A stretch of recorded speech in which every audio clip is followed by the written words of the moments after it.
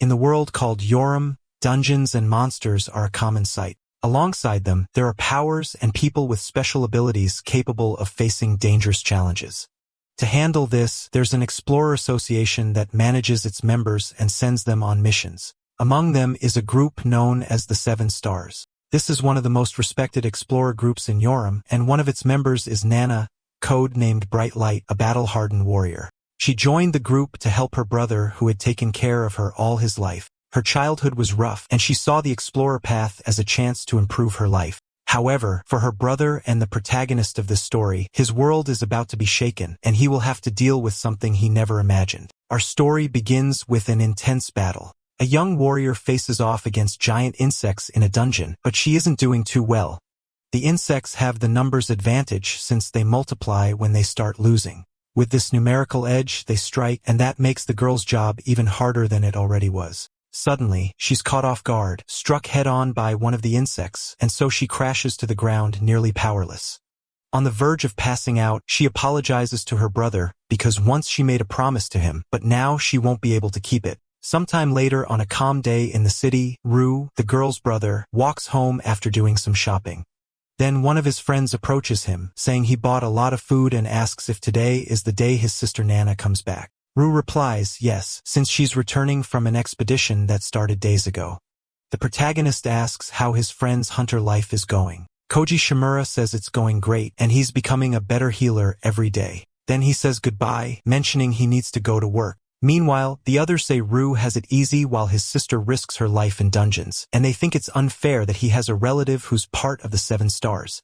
That's when Koji scolds them, saying that in the past, Nana lived in the slum and was starving until Rue helped her and pulled her out of that life. On top of that, both of them had to survive for a long time by scavenging for food and living in the shadows. The others understand, but still think Rue lives off his sister and doesn't deserve the life he has, claiming that if she dies, Rue will probably go back to that life of poverty. Meanwhile, the protagonist gets home and starts prepping the ingredients he bought. He thinks his sister will be back soon, so he hurries to get the meal ready. And so he does, trying to be as fast as possible. But even then, he still puts care into the preparation until finally, Rue finishes cooking. But since his sister hasn't arrived yet, he finds it strange that she's late. It's already well past the time she was supposed to return.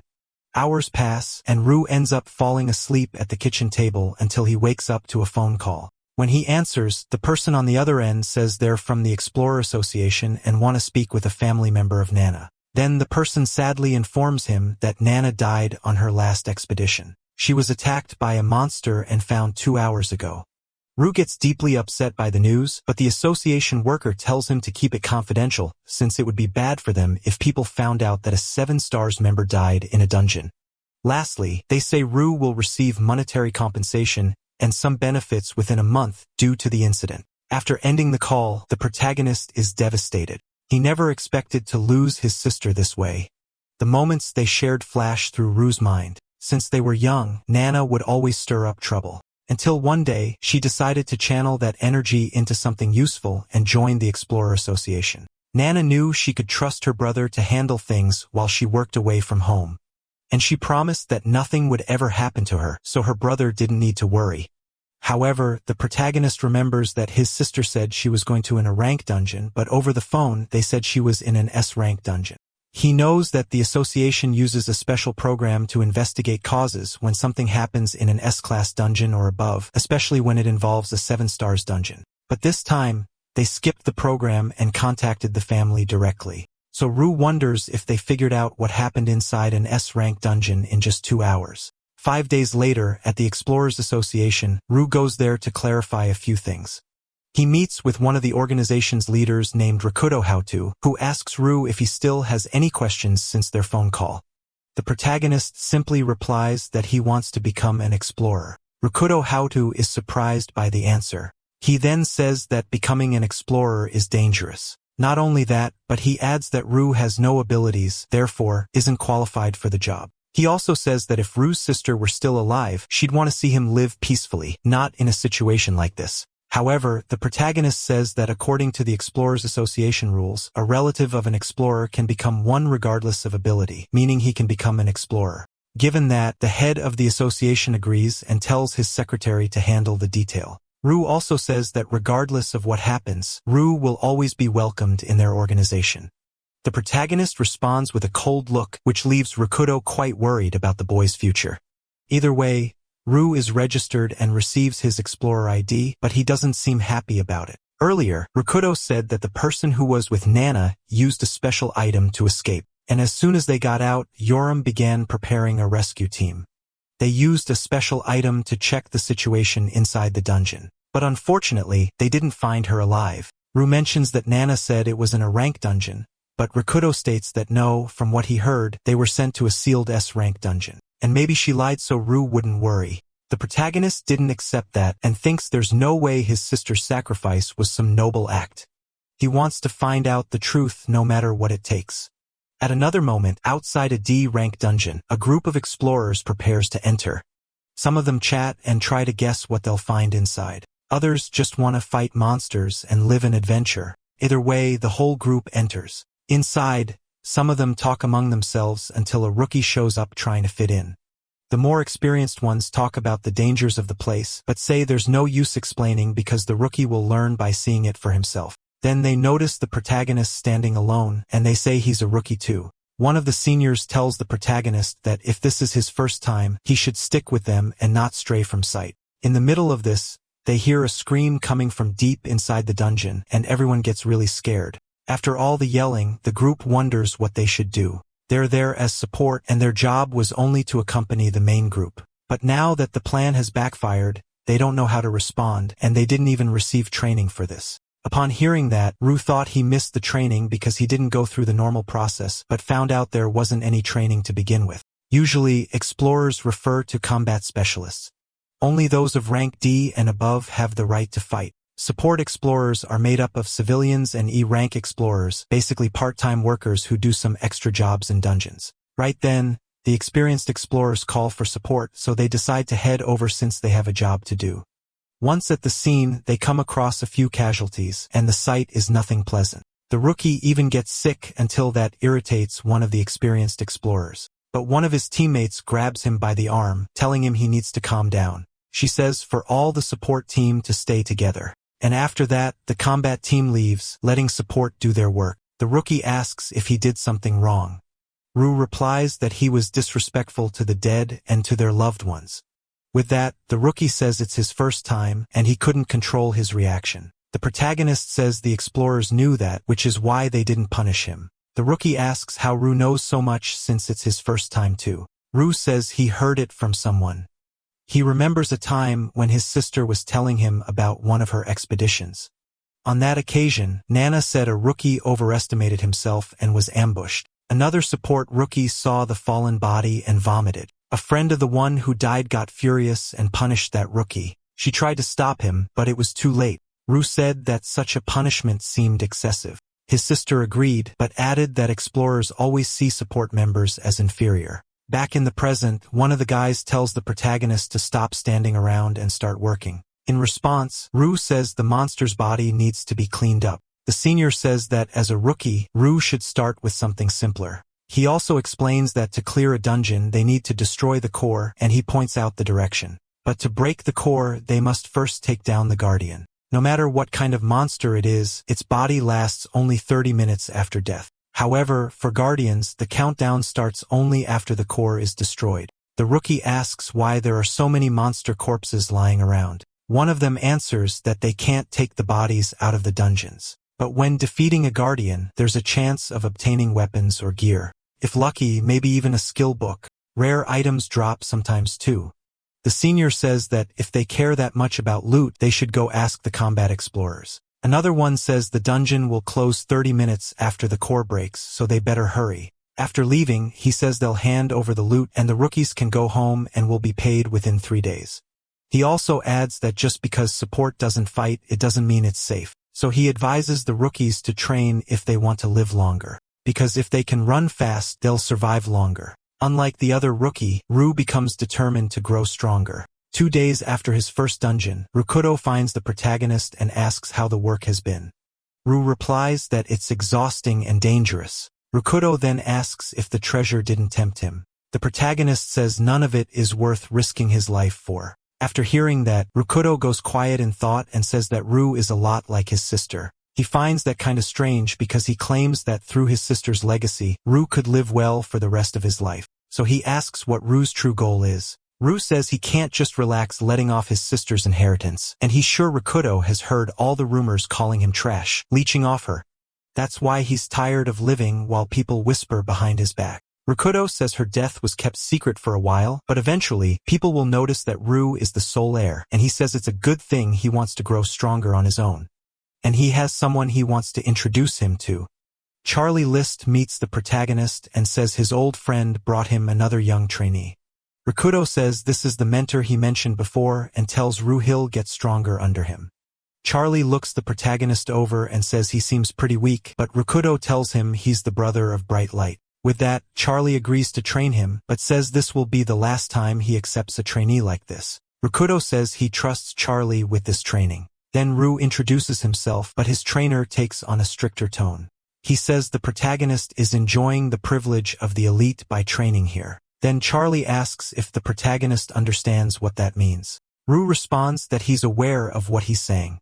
Explorers are ranked from Class E to S, but above that, there's a superior rank called 7 stars. Those who belong to the elite have privileges within the organization, which even extend to their family as long as the explorer is still alive. However, a new rule was added that benefits the protagonist, so he still has access to those privileges even though his sister has passed. This is a golden opportunity, so his trainer says he'll have to make a choice. But Ru asks what choice that would be. Charlie explains there are 3 types of training: attack, defense, and speed. He says that words alone won't cut it, so he'll demonstrate.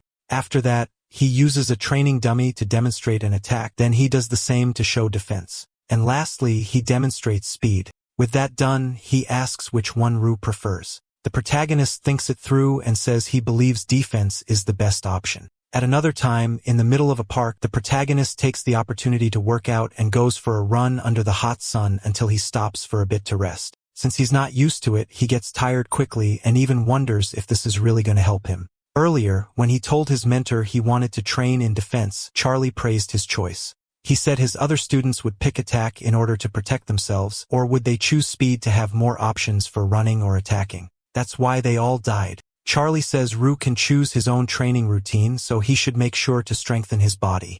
The protagonist asks if Charlie isn't going to train him. His mentor says it's useless if Ru runs out of breath after just a bit of running. He tells the protagonist to train on his own and gives him a deadline of 2 months. If he doesn't reach a minimum level, he won't care if he's the brother of Bright Light and will give up on him for good. Back to the present, Ru knows he can't give up, so he resumes running after his break. During the day, he trains his body. And at night, he studies the enemy using his computer to research as much information as possible. Ru wants to investigate more about his sister's death, so he intends to understand more about his enemy. He ends up realizing that mythical beasts are extremely powerful, and it's no wonder Nana was so stubborn about keeping him away from being an explorer and from dungeons. The next day, he resumes his routine.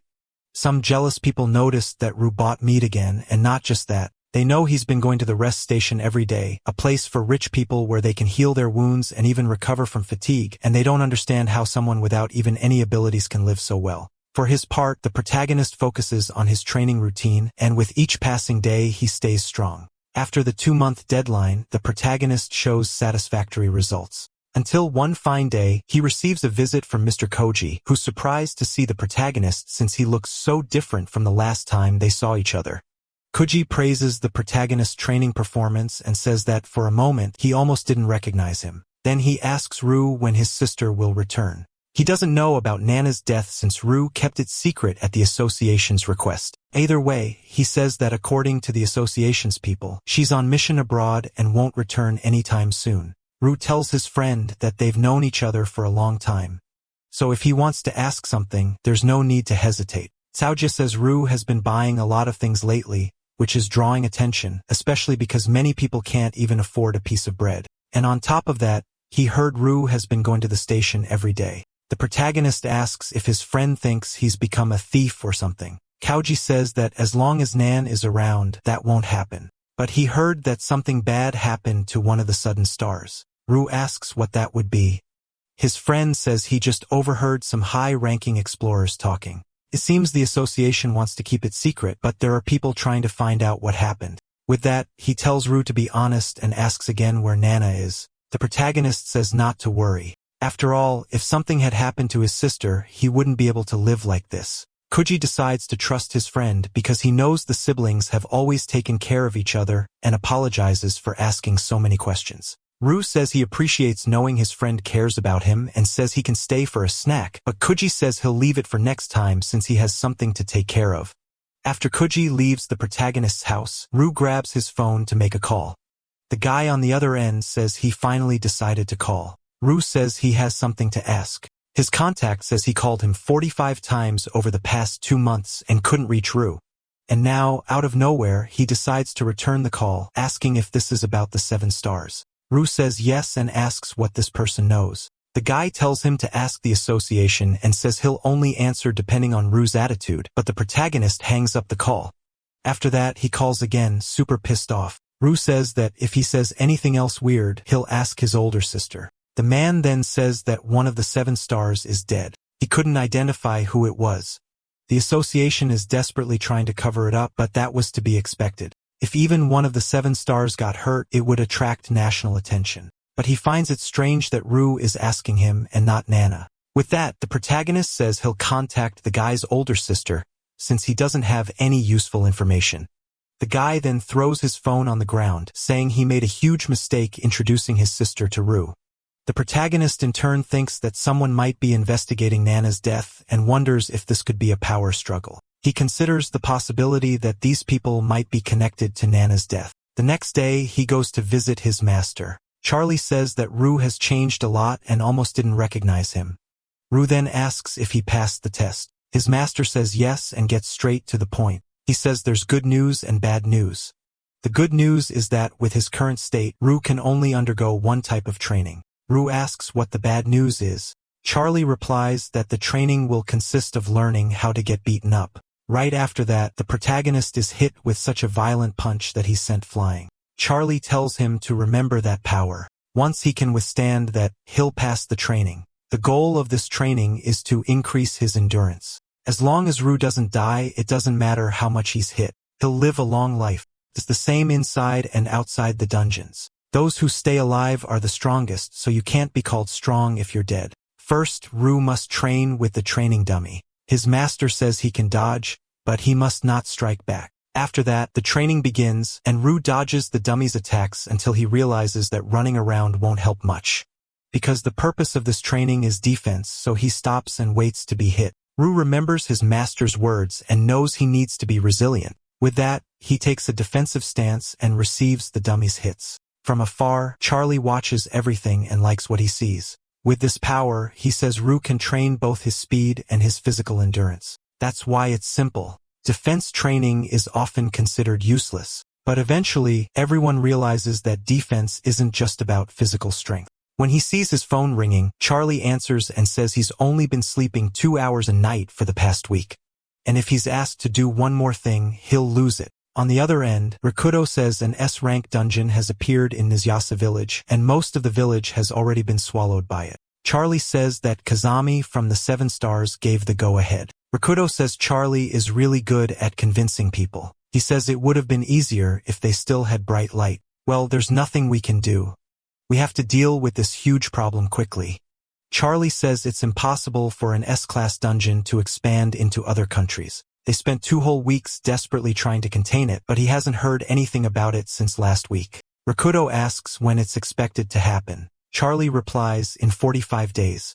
He also says there's no point in worrying and that he wants to get it over with too. One of Kazami's key members is injured, and it will take at least a month for him to recover. That's a problem since you can't just replace his 7 stars. On top of that, Charlie says that apparently there's internal conflict in the Kazami family. The younger ones have disappeared. He feels bad for Kazami, who now has to find his siblings. 45 later, a team heads to the dungeon, and among them is the protagonist. Until suddenly, one of the team members is shocked to see the dungeon boss. Right ahead of the team, the boss appears, a huge monstrous rabbit. Quickly, the assault team charges in, and an intense battle breaks out between them. Meanwhile, the rest of the team stays back, waiting for the right moment to act. One of the warriors who charged in manages to catch the rabbit off guard and slays it. He says they've done it and now it's time to move on. As the whole team pushes forward, a few eyes turn toward the protagonist. Ru thinks there's something off about them.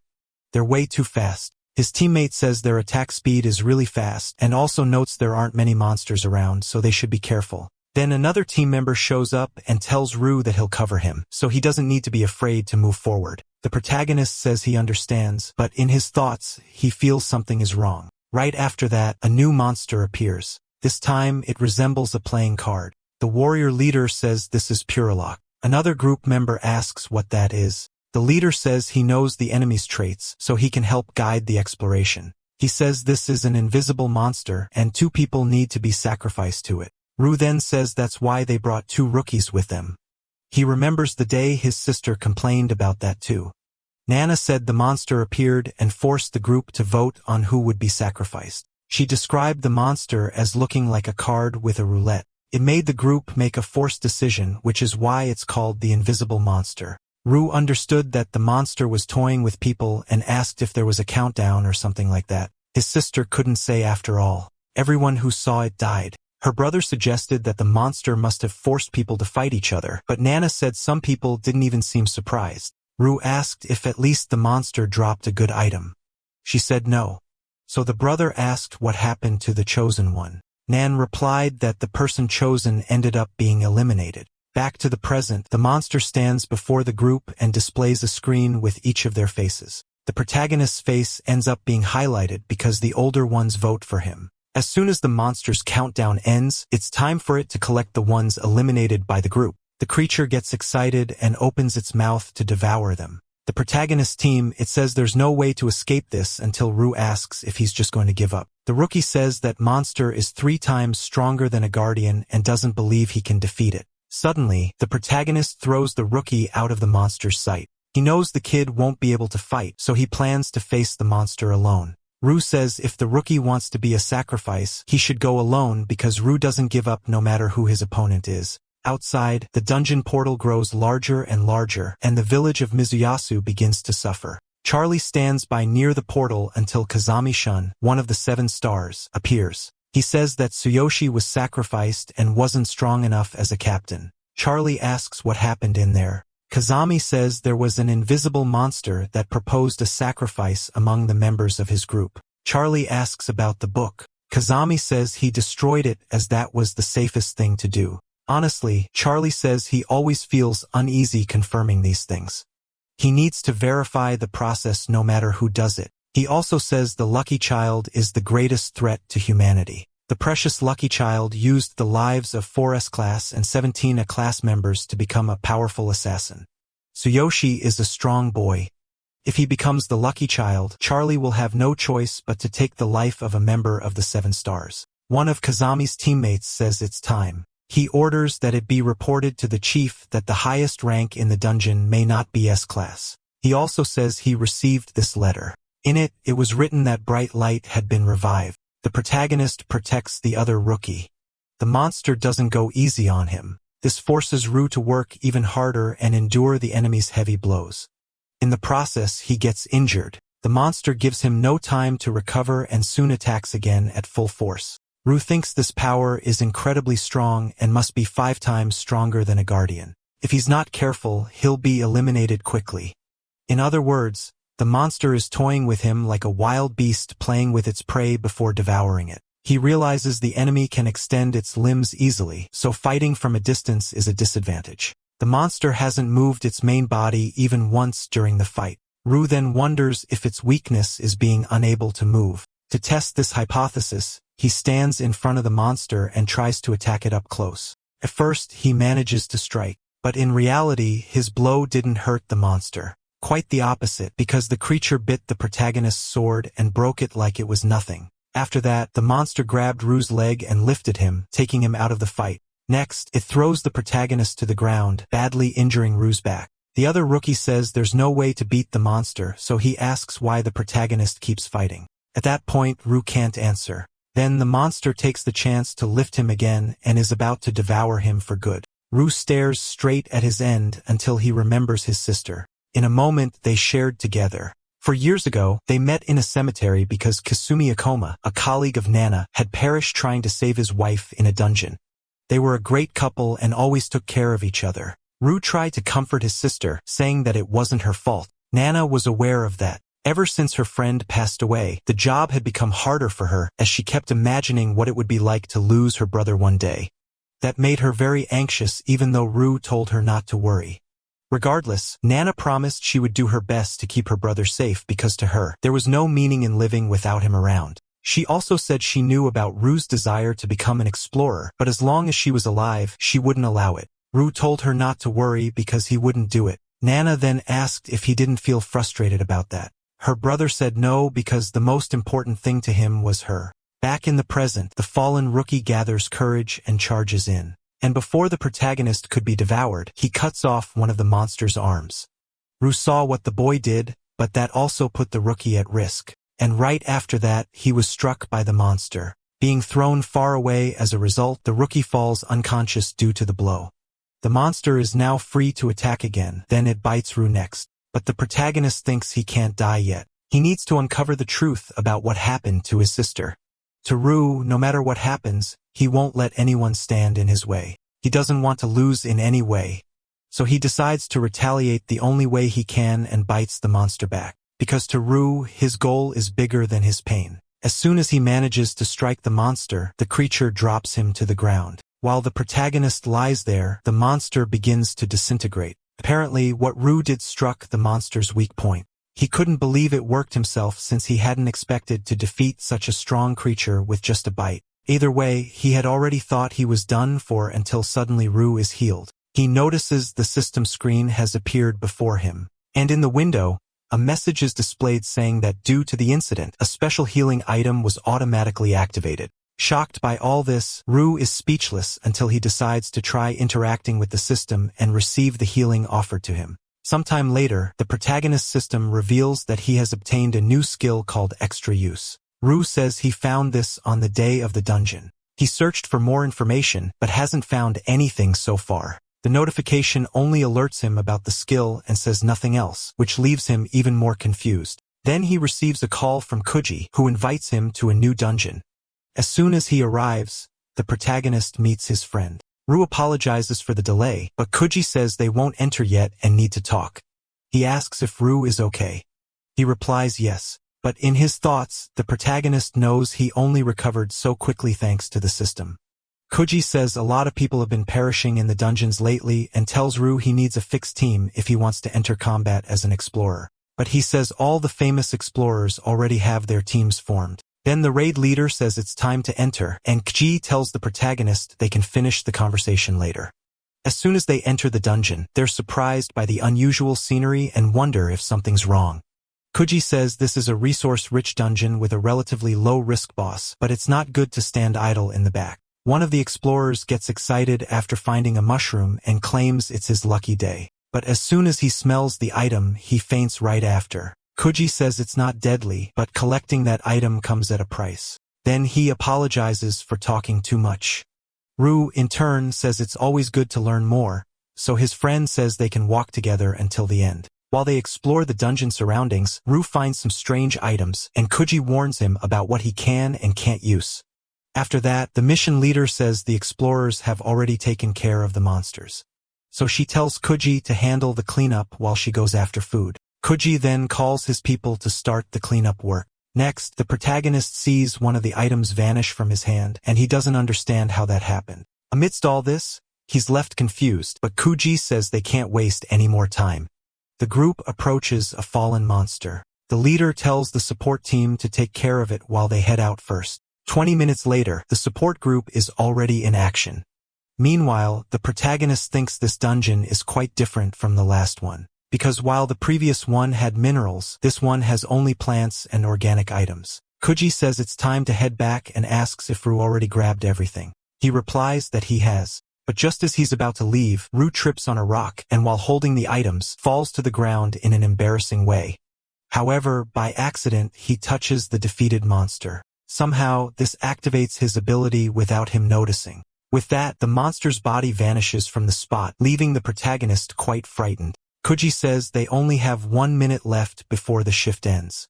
Either way, he tells everyone to exit before time runs out. As soon as they leave the dungeon, Ru says he has something urgent to do and runs off. Koji says it's fine and will transfer his payment soon. Once home, the protagonist checks his system and sees that it has an inventory. Soon, he realizes that both the mushroom and the monster that disappeared ended up in there. That way, he understands that the ability he previously acquired allows him to store items in his inventory. With that, he concludes his luck has just changed, because if he uses this ability right, he'll be able to perform his tasks more efficiently.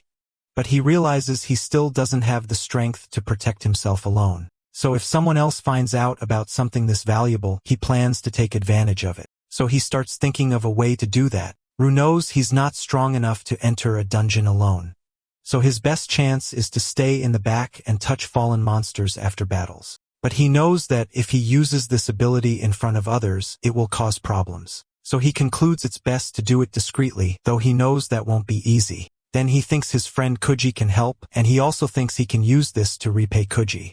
Far from their and wealthy area, the rookie injured in the dungeon is recovering. Until he receives a visit, his older brother asks why he argued with their father. The boy says it's his life and it has nothing to do with his brother. His brother says that if the kid decides to risk his life or anything else, he won't interfere. But he says if he still cares about his family, he should value his life. Being an explorer isn't the only thing in life. The boy tells his brother to wait and says his wish is to abandon the Kazami family. Back to the protagonist, he resumes his training routine. Meanwhile, he thinks that to dismantle more monsters, he needs Koji to cooperate with him in 2 things. One is to create multiple fake identities and switch between them and his real one. This way, even if he messes up, the risk level drops. The second is to have him purchase a dungeon. Even a D-rank forest is richer in resources than a C-rank desert. The items produced in a dungeon depend on the environment. That's why some explorers sell dungeons.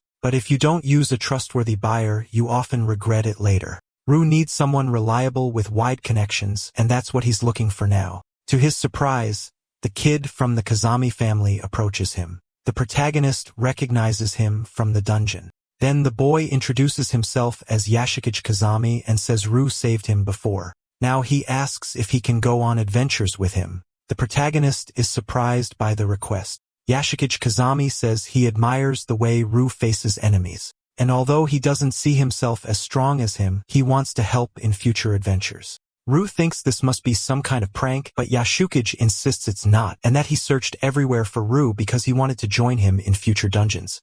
The protagonist says there's no reason for someone to follow him since he's not some skilled explorer. Ru thinks that technically the boy helped him too, so they're even. And there's also the fact he doesn't like people who give up easily. So he tells the boy not to follow him and says he never wants to see him again. Yashikage Kazami begs Ru not to go and says he won't give up. Later on, the protagonist meets with Kyoji, and his friend says that although he tried many times, he couldn't find a dungeon. But apparently, the dungeon spawn patterns are changing, and Kyoji says he worked hard to gather that info. Ru asks if dungeon appearances aren't supposed to be consistent. His friend replies that there's no such thing as something that never changes. And if this information is true, he's not sure whether it's good or bad for humanity. Then Yashikage appears, and Koji asks if he still hasn't given up after following Ru for nearly a month. The protagonist says he went into a dungeon with that kid once, and ever since, he's been following him around. So he walks up to Yashikage and says that just because they worked together in the past doesn't mean they have to keep doing so forever. Yashikage says he truly wants to help Ru become stronger and has no hidden motives. Ru states that he's just a scout. He knows the boy isn't an ordinary person and must have plenty of people he could be around, so he doesn't want to be bothered anymore. But Yashikage says he's seen many strong people before, but never anyone who strikes an enemy with full force in a desperate situation the way Ru does. That's why he wants to follow him, because he also wants to become that strong. Yashikage says that because of his personality and skills, he's constantly compared to his older brother, and he hates that. Ru thinks about this for a moment. And because of the boy's last name, he deduces that his older brother must be the famous Kazami.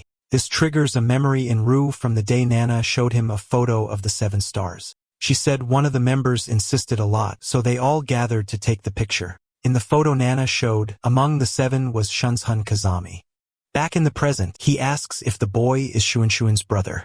He replies that he is. For the protagonist, things are starting to make more sense. But he thinks the personalities of the Kazami are totally different and wonders what goes on in that family. He says he'd love to fulfill the boy's wish, but he just wants to live a peaceful life and states that he doesn't accept younger siblings or partners who need help. Kuji takes the opportunity to say to Rue that they have a job to do. So the protagonist goes and tells the boy they'll see each other around. Inside, one of the group members asks how they're supposed to harvest something like that and says that today is his daughter's birthday, so he needs to leave early. Rue says there's nothing wrong with that and tells him he can go ahead and return first. He'll take care of the rest. So the man agrees and says that to thank him. He'll buy him a meal next time.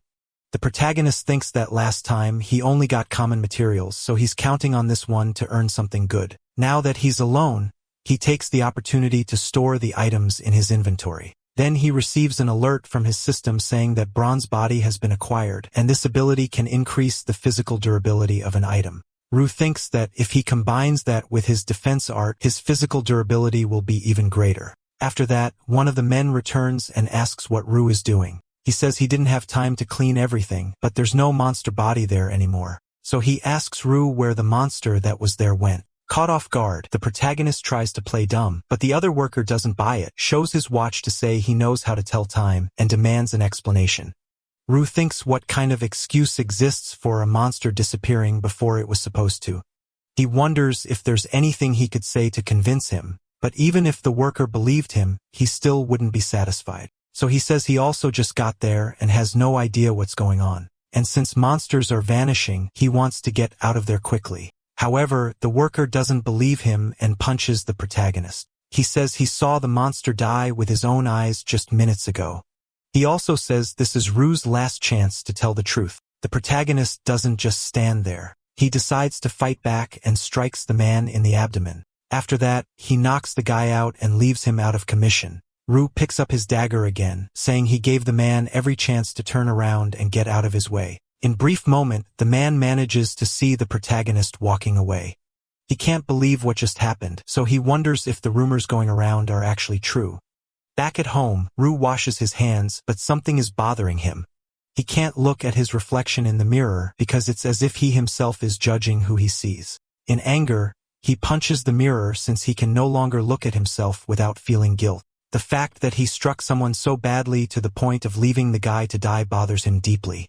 Rue thinks that in a world where it's unclear if the law even works, eliminating someone is nothing unusual. However, taking someone's life is still wrong. He doesn't want to make excuses for what he did, but he also won't let anyone interfere with his plans. 1 month later, he's back in the dungeons. One of the men there says Rue took a while and thought he might have gotten stuck inside. He says he twisted his ankle a bit, that's why it took longer. The other workers tell Rue not to push himself too hard so he doesn't get hurt. They even ask him to deliver the collected items to the explorer. One of them asks if Rue is going to do that alone. The older man says Rue is trustworthy and always helps when they need him. He's honest to the core, would never steal a thing, and people fight to work with him, lining up for the chance. So he tells the younger one to stop messing with Rue every time, saying even Buddha only forgives 3 times. The younger one says Rue can't really get mad since he heard he's the brother of Shining Light from the 7 stars. With that, the older man says Rue has no reason to work in a dump like this if that's true, but it's been a long time since he heard Shining Light's name, and he wonders what happened to her. Back to the protagonist, he asks how long the boy plans to keep following him. Yashikage thinks he's hidden, and that can't be directed at him. But to his surprise, the protagonist appears and says he's talking to him. The boy gets startled badly and ends up hitting his head on the wall, leaving him with a big bump on his forehead. Yashikage asks how Rue found him. The protagonist says the boy is predictable. Rue says this is a warning. If the boy keeps following him, he won't hold back. The protagonist thinks his heart is tired too, and the boy should give up and go home. But seeing the protagonist walk away, he begs for one more chance, saying he can be useful. Rue asks what the boy is talking about and says he doesn't see any value in the help he's offering. However, Yashikage says he can sell items under Rue's name. With that, the protagonist asks if the boy's been investigating him. Yashikage claims it was by chance, and he noticed Rue was selling something. He also says he has connections and won't meddle more than necessary, and he'll try to be as useful as possible. Ru thinks the boy has no strength, but he has enough value to make up for it. And if he keeps selling on his own like this, someone will eventually notice. So maybe teaming up with this boy isn't such a bad idea. Right after, something interrupts his thoughts because he hears a noise. Yashukage says this should be a safe zone, so an explosion like that shouldn't be happening. After that, the two of them see a clash on a nearby rooftop until Yashukage realizes his brother is involved. Shunshin Kazami is fighting an enemy. His opponent says he didn't expect to face a member of the Seven Stars. Without saying a word, Shunshin makes a move, but it's a warning strike. The enemy says Shunshin is quick with his hands and asks why they don't chat for a bit. He says Shunshin must be curious to know who he really is, where he came from, and what his goals are. But Shun says none of that matters to him. The enemy says he's just a flashy villain making a dramatic entrance. Since he went to the trouble of earning his place, Shun might as well cooperate. With that, Shun says he'll cooperate by defeating his enemy. He draws his magic sword and says this is just what he expected from the divine right, so relentless. The enemy says that's not very nice, but he's a villain, so he thinks they both have to do this. With that, a battle between them begins. When attacked, the enemy tries to defend. Shunshun, on the other hand, counterattacks, but an explosion occurs because he gets hit. However, he takes advantage of the lingering smoke in the air and tries to catch the enemy by surprise. The enemy manages to block it. However, Shunshun surprises him again and appears beside him unexpectedly. Shunshun manages to injure the enemy because he used two swords at once. The enemy says that's new information. Shunshun replies that's good. His enemy asks what he should do next, then they resume the fight. Seeing his brother fighting, the boy tries to run over there, but he's stopped by the protagonist. Ru says if the boy goes there without a plan, he'll end up getting eliminated. He also says that if he really cares about his brother, he should prioritize his own life first. Ru thinks that to go toe-to-toe with the Seven Stars, the enemy must be very powerful. So he wonders who that guy in the white robe is. He decides to take a picture of the man. Yashukage says he knows hiding is the smartest move, but he really doesn't want to just stand back and watch. Ru then says he's going to do something. After that, he heads home and the boy follows him. The protagonist says that if he finds anything out, he will contact Yashukage with the answers and slams the door in his face. Yashukage is annoyed that he wasn't allowed into the house. Regardless, Ru studies the mysterious enemy. He examines the photo he took and uses it to search for more information. Until upon closer inspection, he notices something unusual because near the enemy, there was a smaller enemy further away. Ru then tries to figure this out. He makes a call and asks if his contact saw the photo. 30 minutes later, he receives a return call and Ru asks if his contact found anything. The contact says that this is the explorer Komori Amon and the design is based on his pet cat whose death was confirmed last August. Ru understands that the contact is saying Komori died, not that he fell in combat. The contact confirms saying Komori wasn't killed in a dungeon. He died near the entrance of an rank dungeon, and his body was in a terrible state. But the culprit has yet to be identified. He asks where Ru saw that emblem. The protagonist asks why the question. The contact says he doesn't know where Ru saw it, but tells him that if he sees that kind of symbol again, he should stay away. Because if he's not mistaken, that mark means plunder. The protagonist asks what that's supposed to mean. His contact asks if Ru genuinely didn't get it or is just pretending not to. He says it's a symbol of victory and there's no other way to explain it. Ru asks if there's any other clue about them. The contact says if Ru asks nicely, he'll answer. So the protagonist politely asks. The contact reveals that stealing someone else's emblem and keeping it as a trophy is a practice only done by a group called crews. That man in the footage is even more shrouded in mystery than the leader of crews. All that's known is that he's called Z and nothing else is known about him. Ru asks if he's talking about that bizarre organization. His contact is surprised he's already heard of crews. The protagonist says his sister had mentioned them before. The contact says he must know they're an international group with a very complex structure. What matters is that they're absolutely insane, but also very tightly knit. He then says that if Ru is planning to investigate them, he should drop it. Otherwise, no one will be able to protect him from the danger. But the protagonist doesn't care and asks if his contact has any more information. The contact says that the news about Nana has already spread in certain circles, and as far as he knows, it will probably go public soon. Ru asks where he heard that. The contact replies that it's the Daisy Trading Company. He also says they deal in information, but aren't shady enough to sell that kind of thing, which is why he asked the president to reveal the details. Rue says he needs his contact to keep collecting information about the unique collectible trophy, just enough to avoid getting hurt, and states that if the news about Nana spreads, he'll have to move. His contact says Rue is surprisingly calm about all this. The protagonist hangs up before he can finish. Rue thinks that he started preparing the moment he suspected Kuji had leaked Nana's death and didn't expect the association to fully cover it up. He's just glad they weren't using Nana as bait for profit, because that would have changed his plans. The next day, he returns to his routine and goes to his master's gym to train with the training dummies. Rue is making steady progress and is even fighting more than one opponent now. After finishing his daily session, Charlie shows up and praises his performance, and he thanks his master for the appreciation. Rue thinks the system improvements were pretty obvious, but his master says he's only been around a few times anyway. Normally, someone with Rue's body type, no matter how talented, wouldn't be able to take on 2 training robots in such a short time. Charlie says he won't ask what happened because that would be nosy, but he is curious why Rue showed up today. He says Rue isn't there just to train because he's not that stupid. The master says the protagonist should listen to him. He has something to say about the older Kazami who almost became a disaster. Charlie says Kazami nearly destroyed the entire city of Miku. He may seem calm, but once he loses his head, it's over. That fight with White Robe was nothing. White Robe was strong, the only one who ever pushed Kazami that far.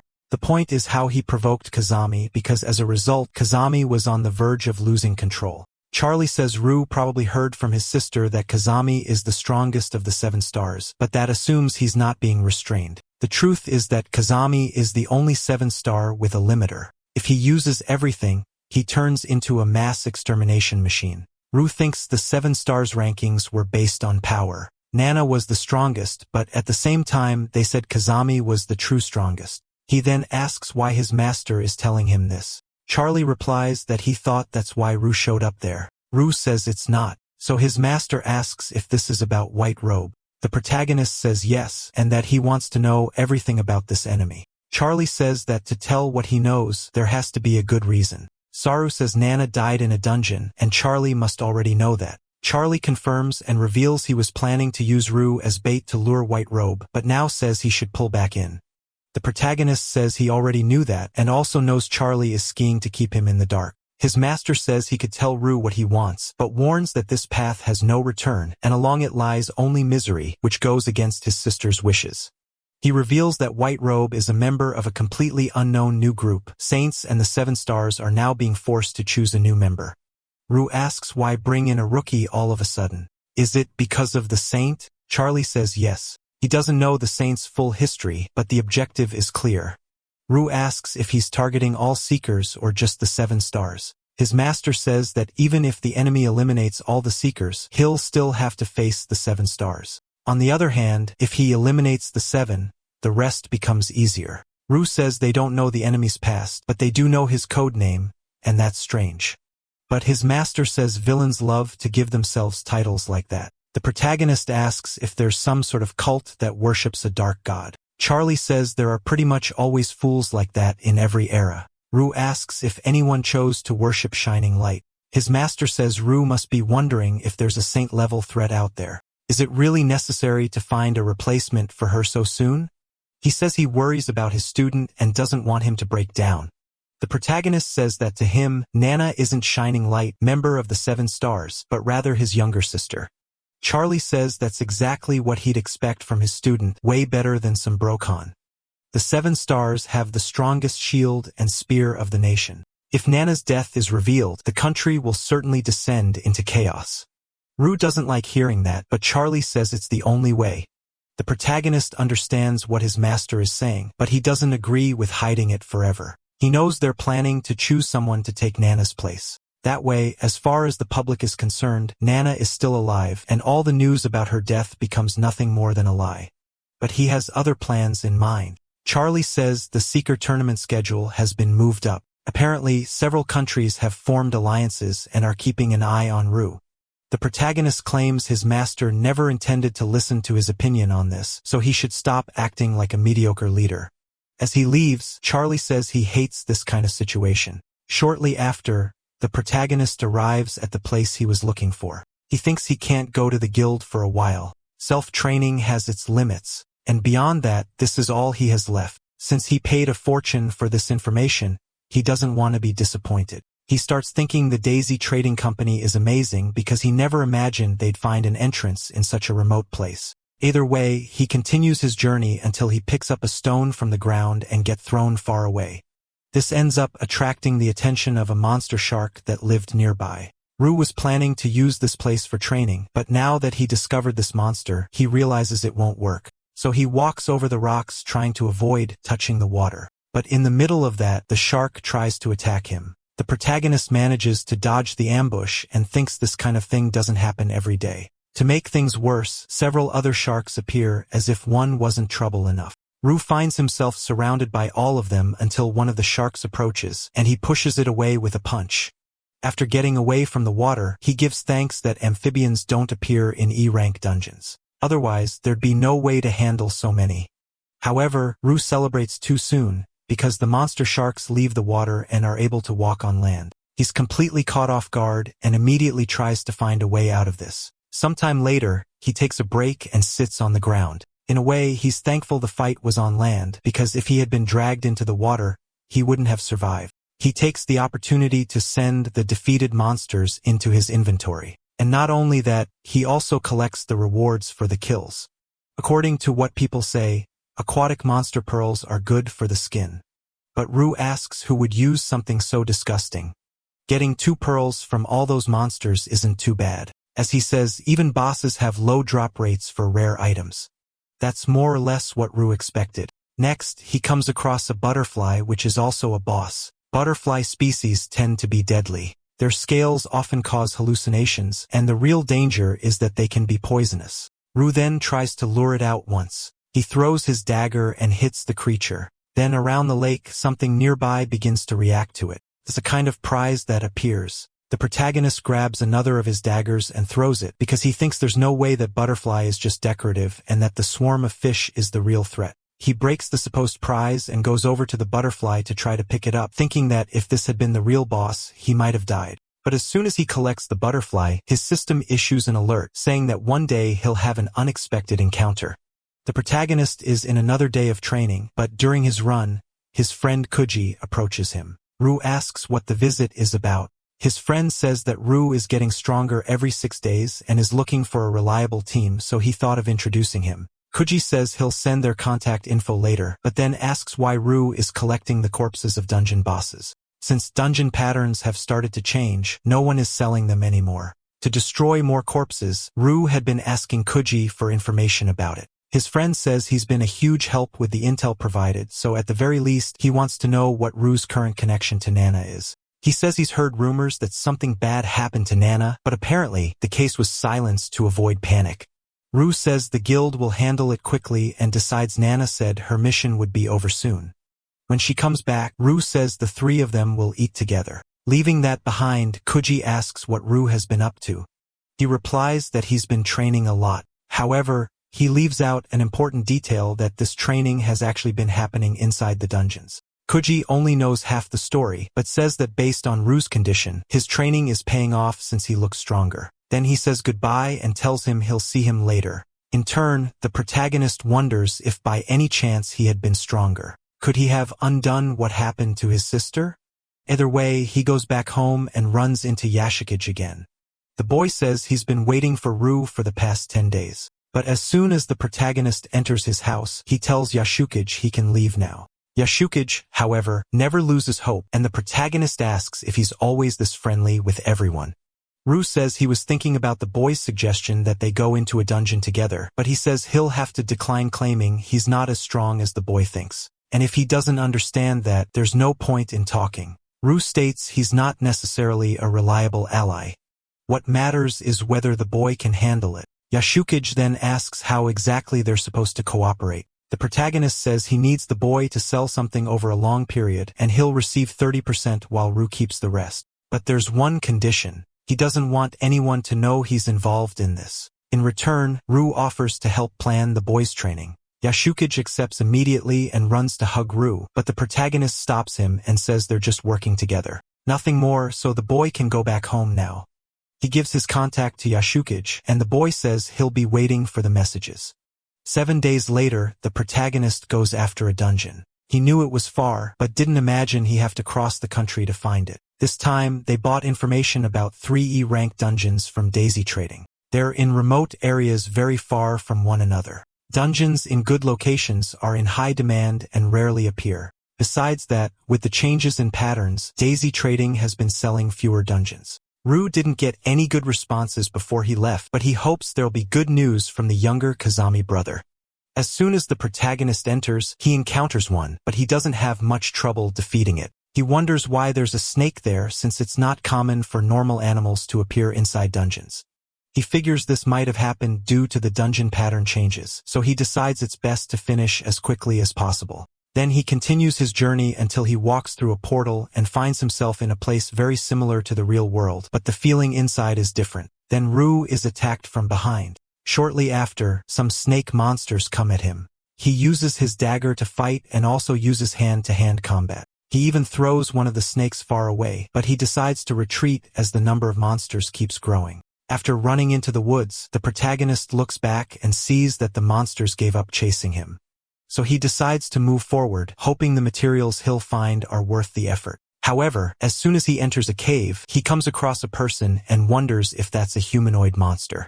That type of monster is very rare. They're usually stronger and smarter than the others. Details are unknown since everyone who encountered one perished. Then the creature spots the protagonist and asks if they've met before. Rue wonders what that means, and since he didn't get any notification from his system, he considers the possibility that this creature isn't a monster. He's unsure since his sister once mentioned monsters that ask questions. Their strength changes depending on the answer. Get it wrong and they grow stronger. Get it right and they weaken. The elf in turn says he wants to watch all 4 of these movies, but can only choose one and asks which one should he pick. Rue wonders if this guy is really doing this. He's not attacking, so the protagonist can't see his status bar. He thinks he can barely survive an E-rank dungeon alone, so there's no way he can beat something like this.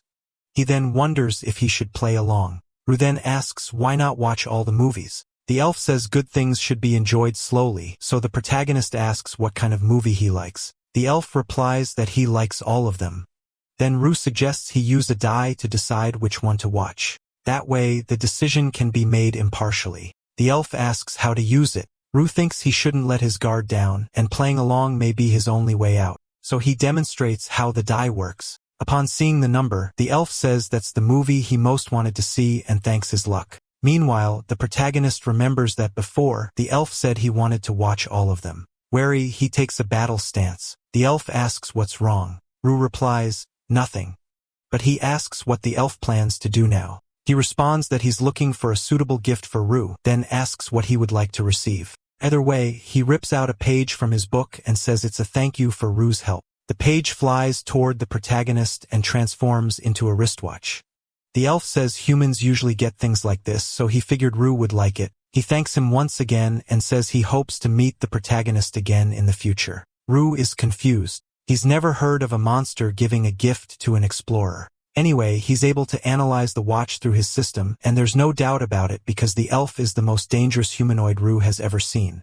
But everything he said sounded so genuine, and he even handed over a rare item like it was nothing. So the protagonist wonders, who is he? Far from there, in the capital city of Seiyuu, a battle is taking place in the arena, and the protagonist's contact is watching. But he's bored since the fighters are pretty weak until he decides to check his phone and notices a few missed calls from the protagonist. He finds it strange since Rue isn't the type to do that, so he decides to call back. When he answers, he says he was watching a match in the arena and asks what Rue wants. The protagonist asks what he knows about humanoid monsters. His contact gets startled and asks if Rue found one, but the protagonist tells him to just answer the question. The contact says monsters like that are rare and little is known about them. Even 7 stars rarely encounter them, so there are no official records. Dungeon records are rare items that detail the characteristics of the dungeons they're found in. They're 100% accurate and highly coveted by everyone. Rue says the encounter he had seemed dangerous, but he wasn't attacked. His contact asks if he killed the monster. The protagonist asks if that would be a problem. The contact says yes because if his guess is right, that was Leash's. He says Latias is a strange humanoid without a profile. No one knows his real name, but it is known that he gives rare items to those who find him. 5 years ago, someone met him and received an item that could stop time for 3 seconds. Rue asks why that information never went public. The contact gets distracted by some rookies and asks why they're acting so wild. Rue says they're competitors in the adventure tournament, so his contact asks if he knows anything about that. He says he does, but asks who's organizing it all. As they talk, he tries using the watch and notices that just like in a game, it seems to decide numbers on its own. His contact says he doesn't know who's organizing it, just that the 7 stars are present. Rue asks if all 7 are there. The contact says no, only KU Fiscal and Tanky North. He says Fiscal is about to explode and claims that if he had to choose from that group of weaklings, he'd be pissed too. He then says he has to stop Fiscal before he blows up. After hanging up the call with the protagonist, the contact thinks that normally they don't spread info about Latias because they don't want people to get the wrong idea. He ended up forgetting to mention that to Rue, but figures he'll be fine. Elsewhere, at the Adventure Association headquarters, Charlie ends a call and says he'll take care of everything later. Then he asks about the person he's waiting for. Judasaki Kai, president of the Adventure Association, says that Charlie needs to be more patient. Charlie says he's been waiting for hours already and claims that it must be good for Fischl since he's always late. Fiscal says that's not true and he only showed up late because he was busy with other things. Then Kay says he needs 2 things. First, he wants Fiscal to select the participants, and as for Charlie, he wants him to investigate something, but both end up refusing the request. Kai asks why they don't want to help. Fischl says training those weaklings is a bad idea. They'll probably get eliminated, although he still thinks it's more honorable than losing in that tournament. The old man asks about Charlie then. He replies that he doesn't have the time or investigative skills. He just wants to go home. Kai sees a notification on his phone and says everything's ready. They have 3 days to complete the task. He states that this is an order. Unhappy, Fischl says only the alpha should be getting orders. The old man says kids don't know how to behave. Charlie, in turn, says that if he's forced to train bad students, it'll be worse for everyone. He asks if there's any specific reason for all this. Kai says he's curious about something and asks who Charlie gave the information about Latias to. With that, Charlie stops complaining and says he'll do the task. Then the old man says they need Charlie's instincts and strength, so he'd better deliver good results. Far from there, at the Kazami residence, the protagonist is helping Yashukage train, but realizes it's his first time doing this. Yashukage says he runs every day. Rue asks how much? He replies a few thousand steps. Rue says there's still time to back out and claims that even if the boy doesn't become an adventurer, he can still live a life worthy of admiration. Yashukage says it's not like he's been slacking off since he had a serious illness when he was younger and has been weak ever since, but he says he won't use that as an excuse. Rue asks if there's no way to cure it. The boy says he's already done everything he could, even sought out healing-type adventurers. Rue says dungeons are full of rare items like a panacea. But Yashukage says items dropped in dungeons are all about luck, and many people are after the same things. No one would even reveal it if they found one. However, he says there was someone willing to make a deal, a kind of monster. Immediately, Rue wonders if he's referring to Latias. He pretends not to understand, but the boy says that monster is extremely mysterious. All he knows is that one of the 7 stars met him some time ago. For some reason, they ended up talking instead of fighting. The weapon the Alpha uses now was received back then. He says others have also met Latias and claimed that he not only gives away rare items for free, but also engages in equivalent exchanges. Rue thinks the information he got from Charlie didn't mention anything about trades and wonders whether that was left out or if his master also doesn't know about it. He asks if it's okay to borrow the village for a while. The boy says yes and asks if Rue is going to train alone. The protagonist confirms he is. Meanwhile, he thinks that most combat-related resources are owned by the association or guilds. Rue doesn't want to owe the association anything or be tied to any specific group, but he thinks he can try buying them on his own. Because unless he absolutely needs to, he prefers not to touch anything his sister left behind. A few days pass after that until he returns home and the protagonist is caught by surprise. He sees that the front door has been destroyed, and as soon as he enters the house, he's attacked with a projectile. He narrowly avoids a direct hit. Looking into his living room, the protagonist sees Fiscal von Mestis and asks if that's how a member of the 7 Stars treats people. Fiscal says the protagonist must be that scumbag brother of Nana. Rue is not happy about that at all and demands his sister's portrait back. Fiscal says he has no right to possess it. Rue says he won't ask again, so Fischl asks what he'll do if he doesn't get it back. The protagonist then tries to punch him, but Fischl blocks it and tells the protagonist not to be so full of himself. Rue didn't expect that, and immediately after, he's pinned against the wall. Fischl says the protagonist didn't even visit Nana's grave, so he can't call himself her brother. With all that provocation, the protagonist remembers his sister and her last birthday, and he doesn't think what Fischl is saying is fair. So he backs away from the 7-star member. Getting close enough to strike back, Fiscal dodges the slap he was about to take, but the protagonist was clever and used that only as a distraction because his real move was a knee strike. After that, Rue lands another hit, this time a punch right to Fiscal's face. The cunning warrior doesn't like taking hits like that, but his provocation really got his opponent riled up. Rue manages to recover his sister's portrait and asks who Fiscal thinks he is to say he's not a good brother. He also says he doesn't want to hear any more insults from some stranger and orders Fiscal to get out of his house. In turn, Fiscal reveals that the last time he saw Rue, he was the kind of guy who got winded just going up and down the stairs. Fiscal had been observing Rue before confronting him and thought he was just a weak kid. But now, having seen his strength up close, he asks if Rue waited for his sister to die before getting strong. He also asks if Rue has heard people saying Nana was stupid for risking her life to support a useless brother. Fiscal says that unlike Rue, he's a respectable explorer and risked his life many times for Nana ever since she joined the 7 stars. So he feels he has every right to say everything he said so far. He says he was always by Nana's side except on the day she died, claiming that if he had been there, she'd still be alive, and that's why he blames himself for not protecting her. Fiscal is devastated by what happened and feels guilty. So Rue asks why he wasn't there that day with his sister.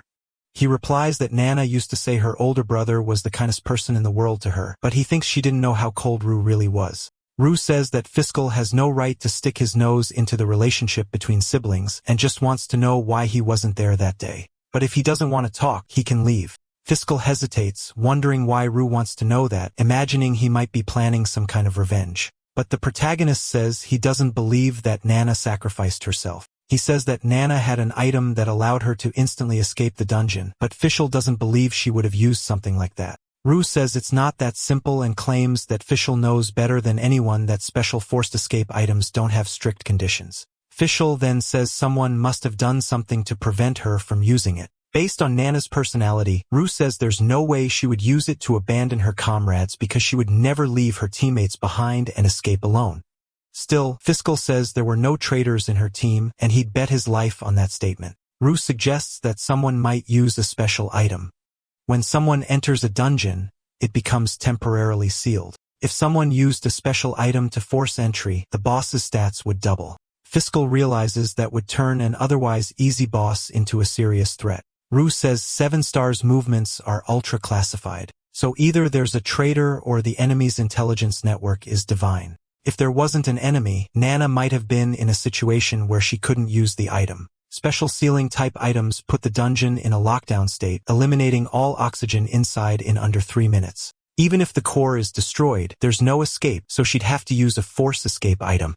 Rue thinks Nana might have given the item to help a teammate and stayed behind. Fiscal says it's too much to take in and decides items like that are rare and hard to come by. But Rue says that for a 7 stars member, that means nothing. That day, Fiscal reveals he was supposed to go with Nana, but received a distress signal.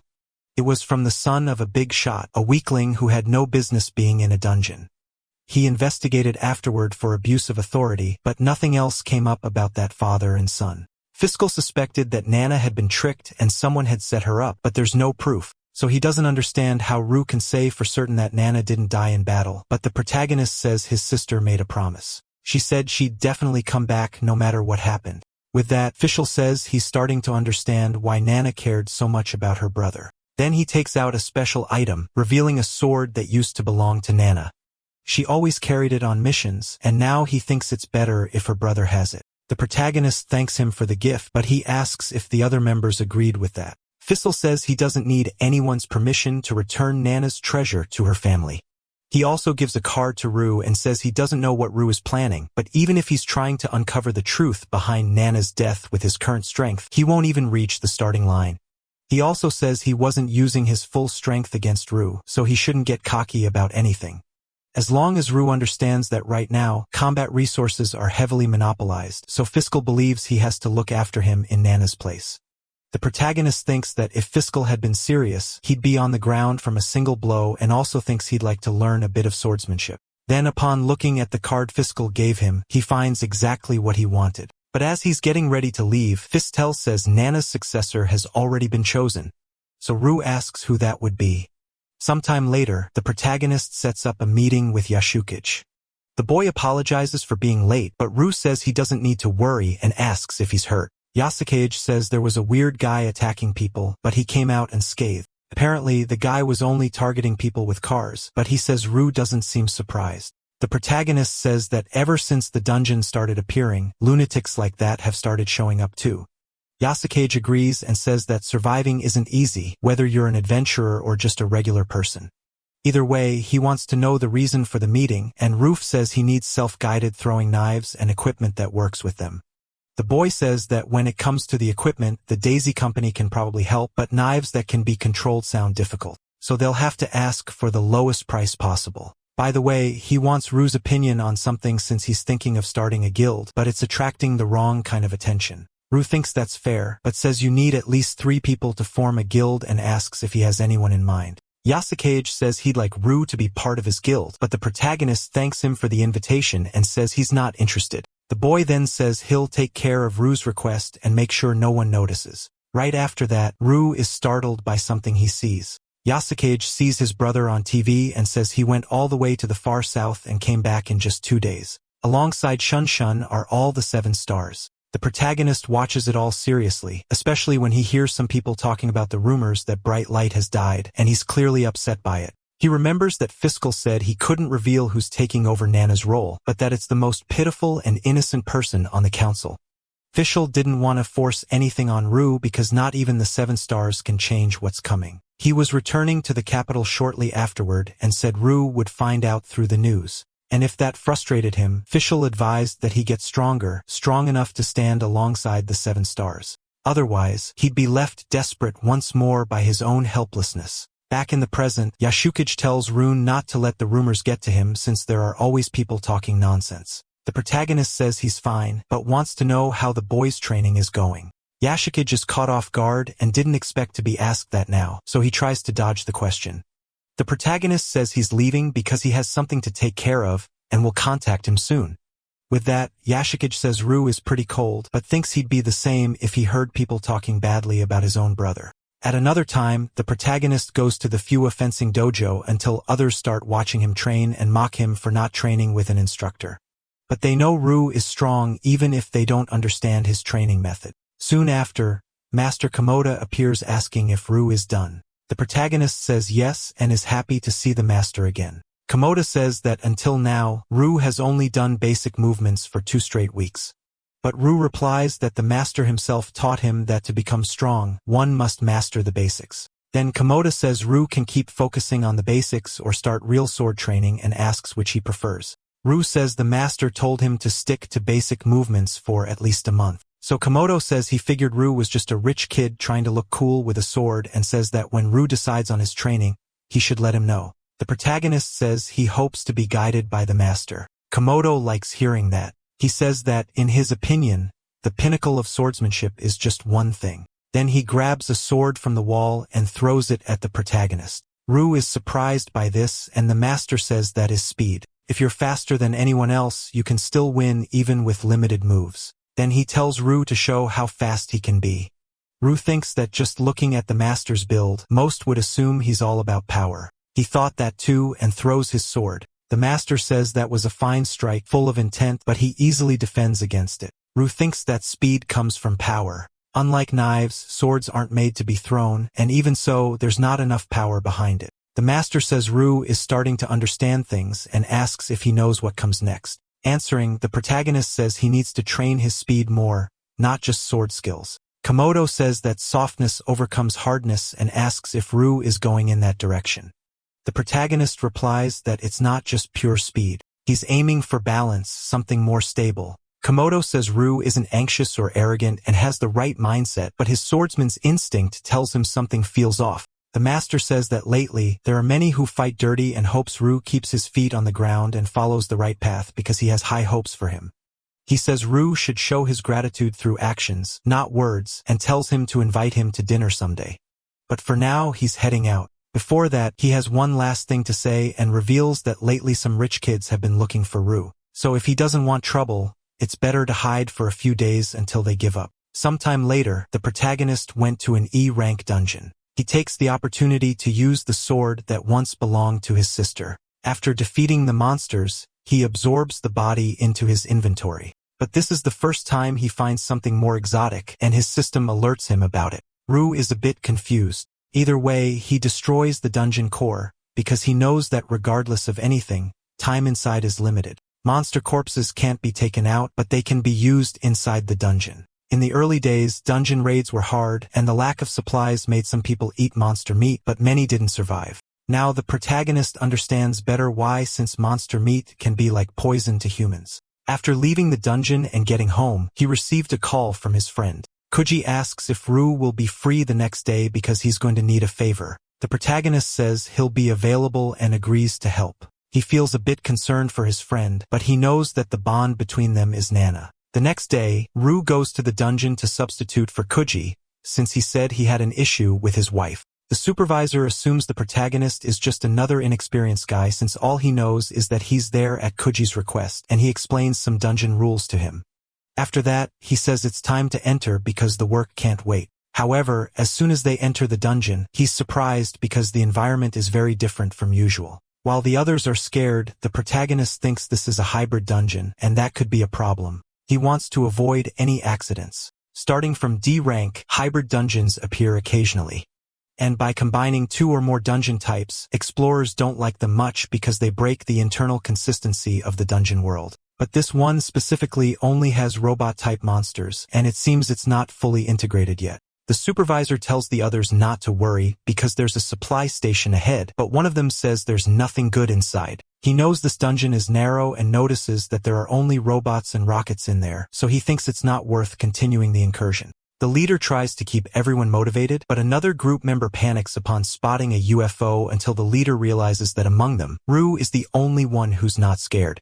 The protagonist explains that he's seen things like that on the internet. Then the leader says they should just get the job done and get out of there as fast as possible. That way, he believes they won't have much trouble. On the other side, there's a group of explorers who have just defeated the boss, and they say the task was harder than it looked. Then the support team arrives, and one of the explorers says the timing couldn't be better. The leader of the explorers tells one of them to destroy the dungeon core. Meanwhile, Ru notices that there are a lot of people around, and if he takes everything, they'll get suspicious. But bosses like that don't show up often. Then his thoughts are interrupted because one of the explorers is attacked. Everyone else is shocked. Then an enemy appears. The remaining explorers are worried about their comrade since he was caught off guard. Sarcastically, the enemy says he did them a favor by taking out that adventure. The leader of the explorers attacks and asks who the enemy is, but the individual just dodges the attack without saying a word. Not only that, he counters, hitting the adventurer in the back. Then he removes the mask from his face and says he has no name. He's simply called 19. Then one of the explorers asks if he's from the abyss. 19 simply compliments the adventurer's perception. The one in charge of the support team says he'll hold off the enemy and tells the others to find and destroy the core because that's the only way. Besides that, he wants to protect Ru because he promised Kuji he would. So if he dies, he won't be able to face Kuji again. Ru asks why the supervisor is doing this. He replies that a true leader cares about his team. After taking out all the explorers, 19 says he hasn't forgotten about the others. The supervisor says he'll take care of it, and the enemy praises his bravery, but says it won't help. Then the enemy attacks with full force. But before the supervisor can be hit, Ru manages to block the enemy's attack and steps in front of the supervisor. 19 then says that even in a pile of trash, sometimes there's something decent. The protagonist tells the supervisor to get everyone out of there. In turn, 19 wants to know if he's done saying his last words, since he says the protagonist is the clean fighting type, unlike him, a villain. Ru wonders if the opponent is from the abyss, and 19 affirms that he's already introduced himself. The protagonist thinks the abyss is entirely made up of ruthless scum. Their main business is illegal human trafficking and other unpleasant things among various side jobs. Nana warned her brother about this, so he knows quite a bit. Next, the enemy attacks, saying that's bad. Just because the protagonist doesn't do surprise attacks doesn't mean he can be ignored. Rue is completely underestimated by the enemy, who even calls him an insect. Elsewhere, the support team is surprised to see Rue fighting the enemy, but the supervisor warns that they must stay focused as the dungeon core still needs to be destroyed, and he's waiting for an opening to do it. Rue faces the enemy in a direct fight. 19 doesn't go easy on him, forcing the protagonist to show all his skills. Rue shows why he's been training all this time and manages to counterattack an enemy who seems strong even by higher standards. 19 says Rue is better than he expected, which makes the fight more fun. Rue says that, as a villain, he should know that villains who bark too much don't bite. 19 says that insects like him should stay crawling on the ground. Soon, their fight gets more serious. Meanwhile, the supervisor heads toward the core and is just about to break it, but the enemy notices and tries to stop him. Rue goes after him and tries to attack from behind, but 19 quickly counterattacks. Only Rue was faster than him and managed to land a hit before the enemy noticed. Now that he's wandered, Rue takes the opportunity to strike even more. Then he breaks the core and tells the others to get out of there quickly, but the supervisor senses danger and tries to warn Rue. 19 rises quickly and appears behind the protagonist, saying he claimed victory too soon. Even injured, Rue has a strategy and says maybe it's 19 who let his guard down too much. So the protagonist seizes the moment to attack. He lands a direct hit on the enemy, but it doesn't help much because 19 is smarter than that and used one of his abilities to become intangible. Not only that, but he went straight to the supervisor and attacked him, saying that luckily, Rue didn't die instantly. Seeing his teammate attack like that, Rue is shocked since he didn't expect to be fighting a special ability user. Explorer abilities are divided into 8 types: physical, enhancement, magical, defense, control, support, utility, and special. And each type has subcategories. Rue's bodily ability is classified as enhancement. Among the 8 special type abilities are the most complex and defy common sense. The special ability Shadow controls up to 3 clones, each with about 70% of the original strength. Even if the enemy can only control 1 clone, Rue's chances of winning aren't even 10%. 19 says the protagonist clearly knows a lot, and now it's showtime, and asks if Rue cares about the lives of all these people. Cornered, the workers beg to be saved, and Rue doesn't know what to do. 19 says he has 1 minute to decide. If he doesn't answer, they'll all die. Rue looks at the exit portal, which is very close, but the enemy tells him not to even try, because he's watching him closely. The protagonist thinks he still hasn't uncovered the truth about Nana, so he can't die there. Then he wonders what he'll do to get out of this. The enemy pushes Rue against the wall until the supervisor tries to speak up, but the enemy says he didn't give him permission to talk and lands a blow on him, which makes the others very worried. 19 says he doesn't like hearing their voices until the protagonist tells him to stop. The enemy says he's only doing this because he has no intention of hearing anything other than his opponent's answer. Rue tries to bargain to get the others released, but the enemy shows no mercy until Rue says the enemy is afraid and claims he doesn't have the confidence to face him.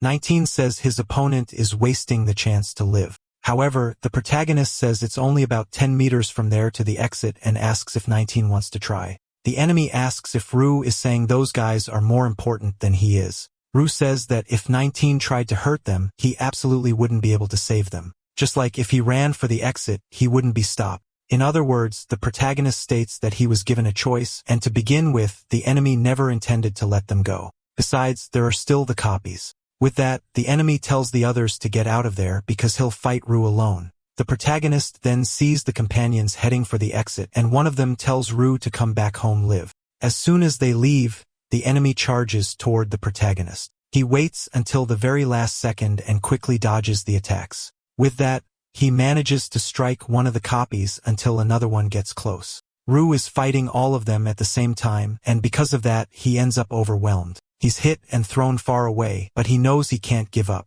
Then, before being struck again, he dodges, but another copy of the enemy was already expecting him to do that. Even so, the protagonist dodges once again, and the copies keep surrounding him. Rue then decides to focus on one at a time.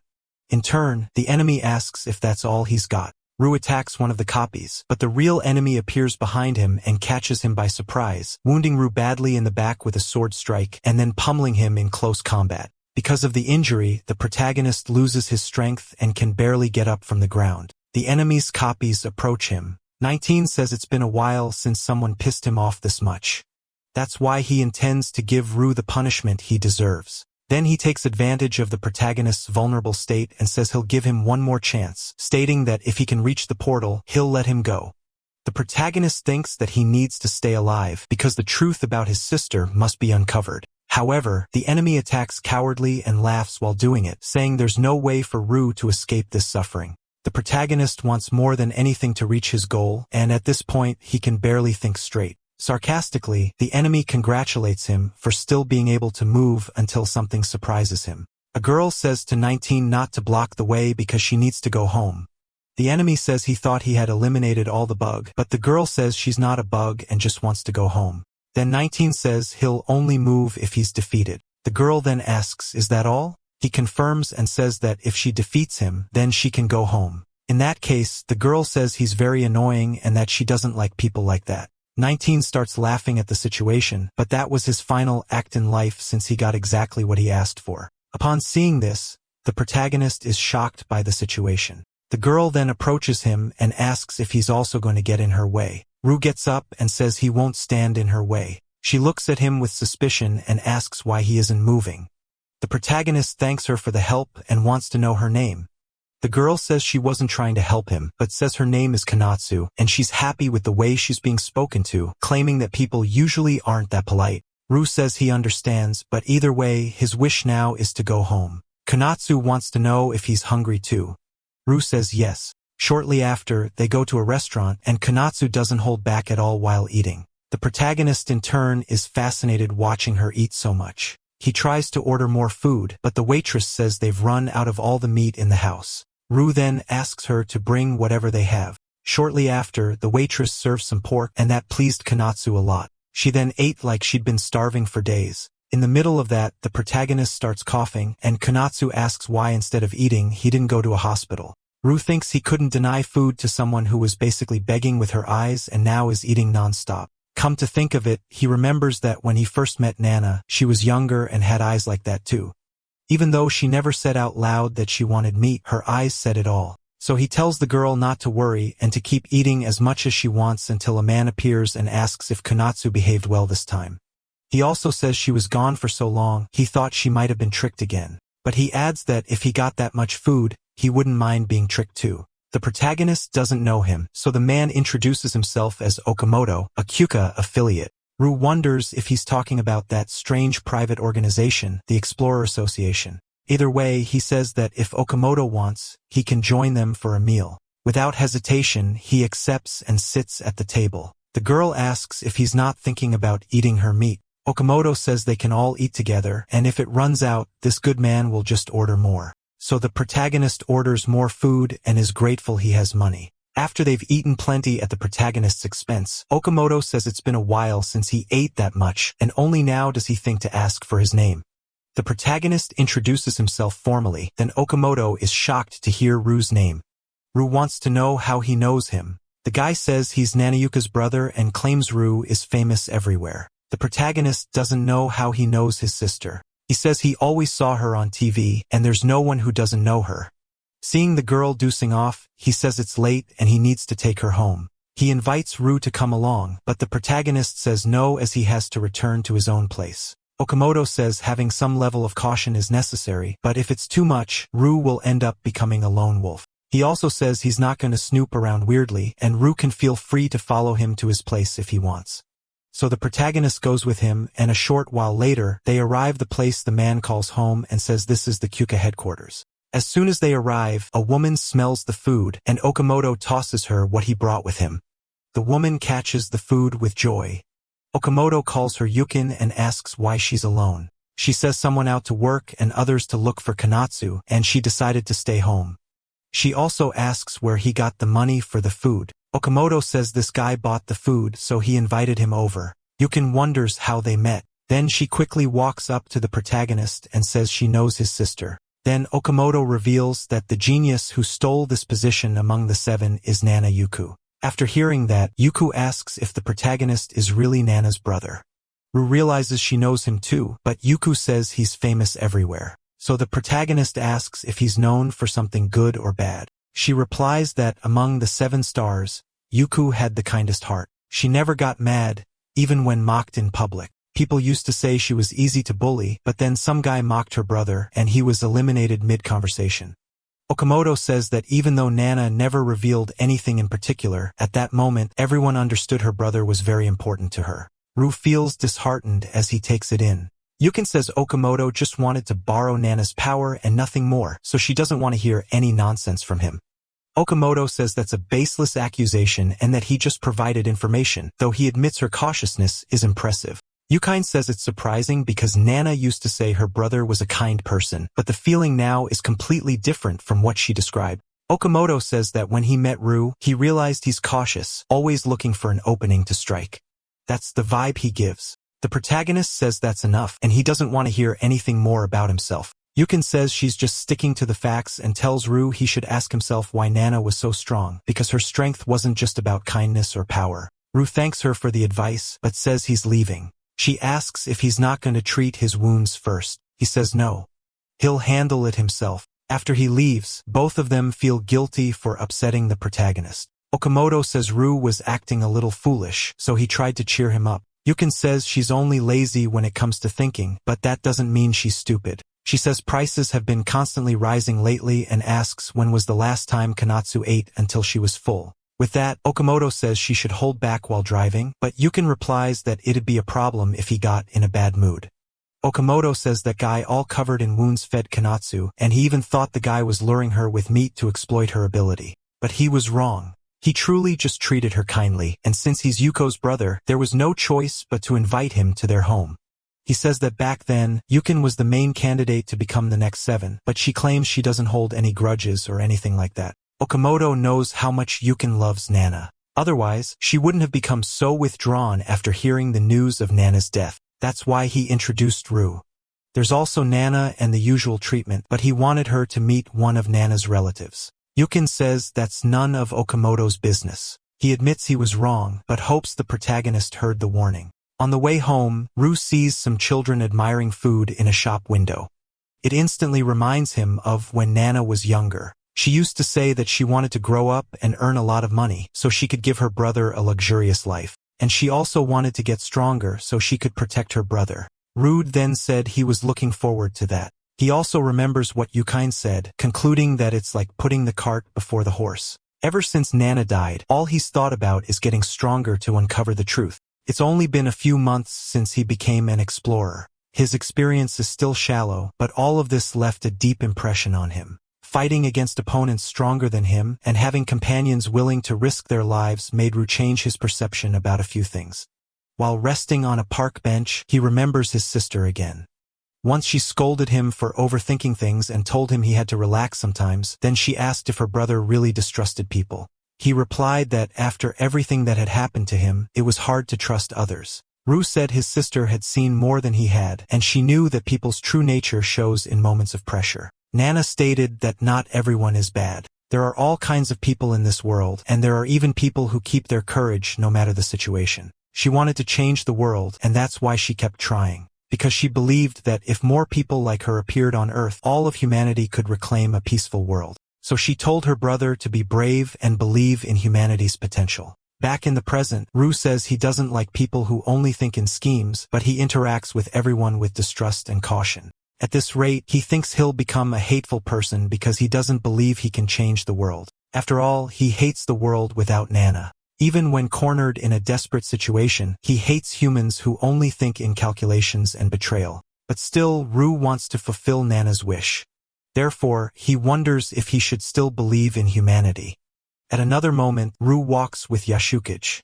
They go to a poor area of the city, and the situation there is deplorable. Even Yasukage gets uncomfortable with everything. Noticing the boy's surprise, the protagonist says that this is the world he doesn't know.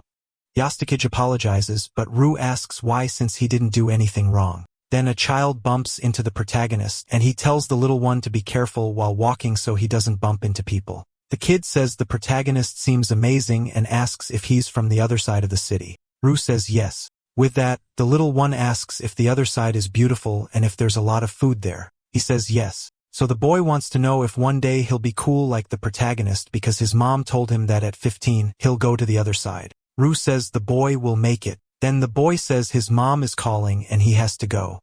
Protagonist says goodbye to him and tells Yashukage that none of this is his fault, but now they need to keep going. Sometime later, they arrive at their destination. Ru says that apparently this is the place. As soon as Yashukage looks to the other side, he sees a scene he never imagined before and says that this place looks like hell.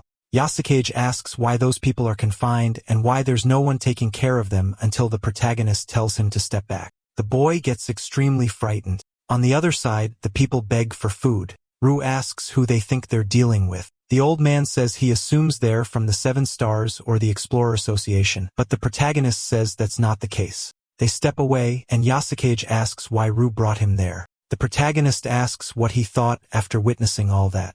Yashukage says he never imagined a place like that existed. He says he didn't think the world was perfect. The details were unknown to him until now. And thanks to Ru, he learned a little more about the world. Ru says this is the place where Nana used to live. The association would never allow this place to fall into ruin. And before Nana became one of the 7, it wasn't like this. He says Yashukage is naive, but not at fault. The truth is that Ru knows the real state of this world better than him, but he never cared about it. Ru says this country is divided into 4 areas, and this place has lost its value. The first is the district where the richest live. The second is the commoner. Alright, that's the end of the story. Thanks for watching. See you in the next one.